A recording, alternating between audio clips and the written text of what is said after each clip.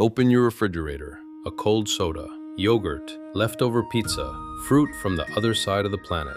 Now imagine showing all of it to a human from 50,000 years ago. They wouldn't recognize most of it as food, and some of the foods that kept your ancestors alive would make you lose your appetite instantly. Because for most of human history, dinner looked very different. And the strangest part? Your body still thinks it's living in that world. 3 million years ago, your ancestors weren't hunters. They were scavengers. When lions killed an animal, they ate first. Then came the hyenas. By the time humans arrived, almost nothing remained, except the bones. Not because they wanted the bones, because they wanted what was inside them. Marrow, thick, fatty, packed with calories. Our ancestors smashed open leg bones with rocks and scooped out the marrow with their fingers. They cracked open skulls too, not for trophies, for brains, because brains are mostly fat. And in a world where food was never guaranteed, fat was priceless. This is why your brain still loves rich foods. It remembers. Humans also ate insects, termites, beetles, grubs, thousands of them. What many people consider disgusting today was once a reliable source of protein and calories. For over 1 million years, this was normal. Then something happened that changed humanity forever. Fire. Around 1 million years ago, humans learned to control it. For the first time, food could be cooked, and cooking may have been one of the most important inventions in human history. Cooked food is easier to digest. It gives your body more calories while requiring less work. Scientists believe this freed up energy that helped fuel a rapidly growing brain, a brain that eventually created tools, language, art, civilization, and everything around you right now. By 300,000 years ago, humans were eating almost everything they could catch, gather, dig up, or steal. Fish, shellfish, roots, berries, mushrooms, wild grains, and one food they loved more than almost anything else: honey. Even today, some hunter-gatherers risk painful stings and dangerous falls just to get it. Why?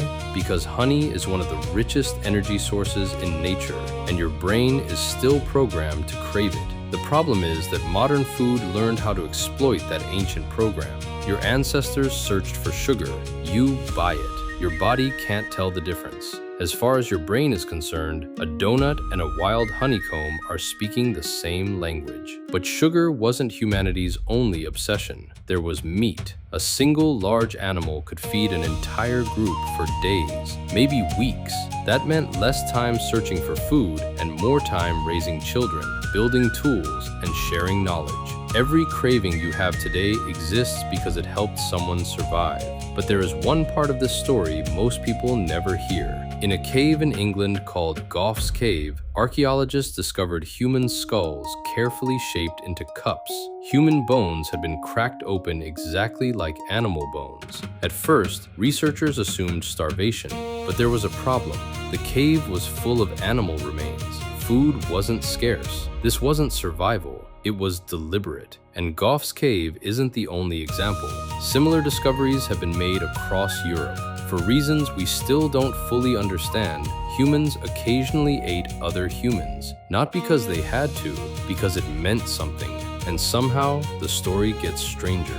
Your ancestors didn't always eat fresh meat. Sometimes they stored it, buried it, left it in cold places for weeks. By the time they came back, it was already beginning to rot. They ate it anyway. Some researchers think they even preferred it. Sound disgusting? Then think about this: cheese, yogurt, sourdough bread, beer, wine, pickles. All of them depend on the same basic process: controlled decay.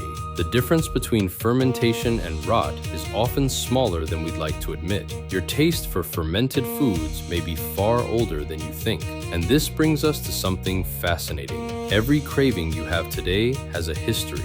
Your love of fat, sugar, salt, protein, none of it is random. Those cravings helped your ancestors survive for millions of years. The problem is that your body is still running ancient software designed for a world of scarcity, a world where food could disappear tomorrow, a world that no longer exists. So tonight, when you open the refrigerator for no reason at all, remember this: part of your brain is still searching for marrow, still searching for honey, still preparing for the next famine. Your ancestors wouldn't recognize your kitchen, but your body still remembers theirs.